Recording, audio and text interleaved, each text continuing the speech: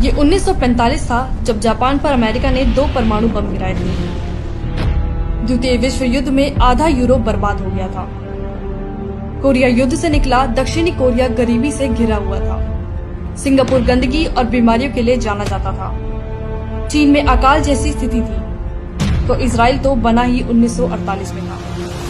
लेकिन आज ये सारे देश संपन्न और विकसित हैं। जापान जर्मनी उठ खड़े हुए, कोरिया ने डिजिटल क्रांति कर दी, सिंगापुर में दुनिया आज हॉलिडे मनाने जाती है, चीन आज विश्व की फैक्ट्री बन चुका है, इजराइल की ताकत का लोहा आज दुनिया मानती है। इतने सालों में दुनिया कहीं से कहीं पहुंच गई, लेकिन भारत कछुए की रफ्तार से आगे बढ़ा।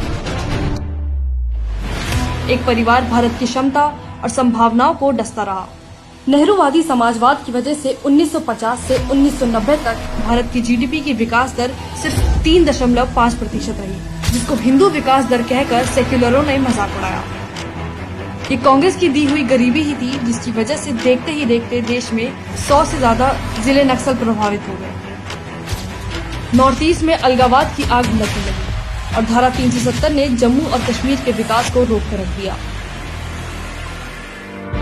लेकिन जैसे हर रात के बाद सूर्योदय होता है, ऐसे ही भारत का सूर्योदय 2014 में हुआ। मैं नरेंद्र दामोदर दास मोदी सरकार ने धारा 370 खत्म करके जम्मू और कश्मीर को 2 परिवार की गुलामी से आजाद कराया, जिसके बाद राजौरी में आजादी के बाद पहली बार 20,000 घरों तक पहुंची बिजली आ गई तो जैसे एक रोशनी आ गई हमारे घर में। हमें बिजली की बहुत बड़ी जरूरत है। इससे पहले हम बहुत दिक्कत थे और बहुत तंगदस्त थे हर चीज से। 3000 मीटर की ऊंचाई पर विश्व की सबसे लंबी सुरंग अटल सुरंग बनकर तैयार, जिसकी वजह से मनाली से लेह के बीच की दूरी 46 किलोमीटर तक हो जाएगी कम।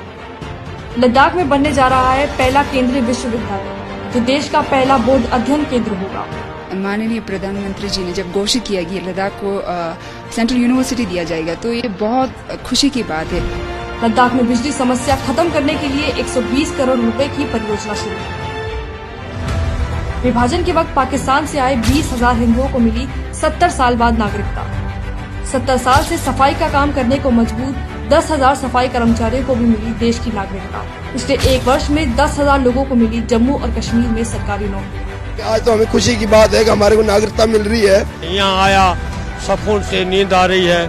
धन्यवाद हो रही है इधर की सरकार की और मोदी साहब की।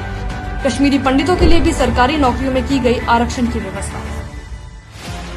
नक्सल क्षेत्र, मोदी सरकार में कम हुआ लाल आतंक का दायरा।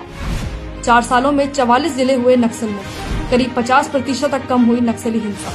नक्सली प्रभावित क्षेत्रों से आने वाले 1200 युवा भारतीय एयरफोर्स में हुए चयनित। नक्सल प्रभावित क्षेत्रों में मोदी सरकार ने बनाई 5000 किलोमीटर सड़क।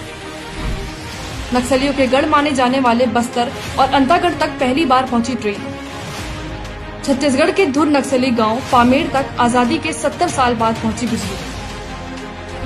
और अगर बात करें नॉर्थ ईस्ट की, तो 70 साल तक अनदेखी सहने के बाद आज भारत का नॉर्थ ईस्ट देश की प्रगति से कंधे से कंधा मिलाकर चल रहा है।